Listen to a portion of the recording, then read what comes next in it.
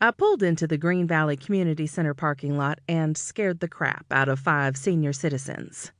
Even though it was Halloween, inducing heart attacks in the geriatric population was not on my agenda.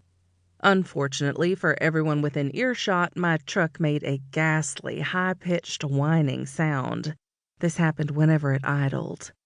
The group of 5 jumped, obviously startled, and glared at me. Soon their glares morphed into wrinkled squints of befuddlement, their eyes moving over my appearance from my perch. It took them a few minutes, but they recognized me. Everyone in Green Valley, Tennessee knew who I was. Nevertheless, I imagined they were not expecting to see Jessica James, the 22-year-old daughter of Sheriff Jeffrey James and sister of Sheriff's Deputy Jackson James, dressed in a long white beard, sitting behind the wheel of an ancient Ford Super Duty F-350XL. In my defense, it wasn't my monster truck. It was my mother's. I was currently between automobiles, and she'd just upgraded to a newer, bigger, more intimidating model. Something she could plaster with bumper stickers that said, "Have you kissed your sheriff today?" And "Don't drink and derive. Alcohol and calculus don't mix." And "Eat steak. The West wasn't won with salad." As the local sheriff's wife, mother to a police officer, my brother, and a math teacher, me, and the daughter of a cattle rancher, I think she felt it her duty to use the wide canvas of her truck as a mobile pro-police, pro-mathematics, and pro-beef billboard.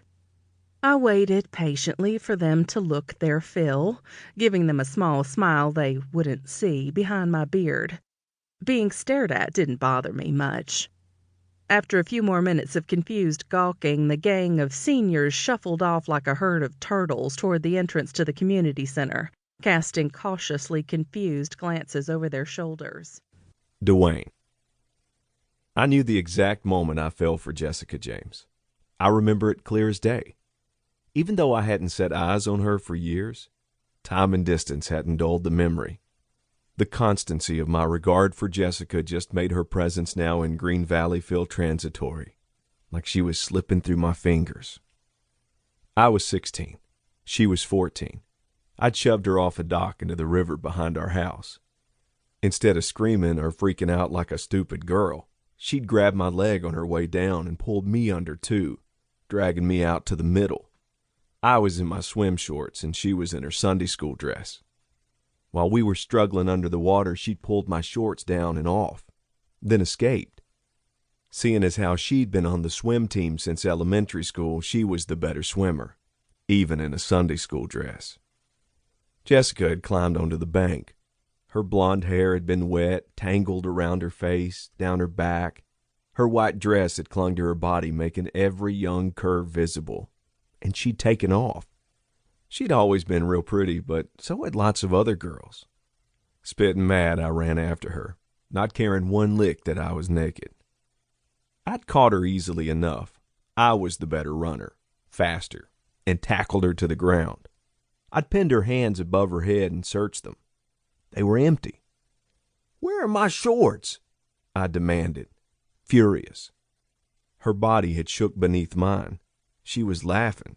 She was laughing so hard she could hardly breathe. And I remember thinking, she was beautiful. Then she'd said, "I threw 'em in a tree."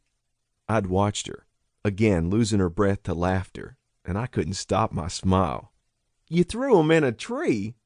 I asked, feeling a touch of wonder at her cleverness. "Yeah," she'd said, her smile wide and crooked. "You think being mean is enough. Being mean and being smart is better." That was the moment. That was when it happened.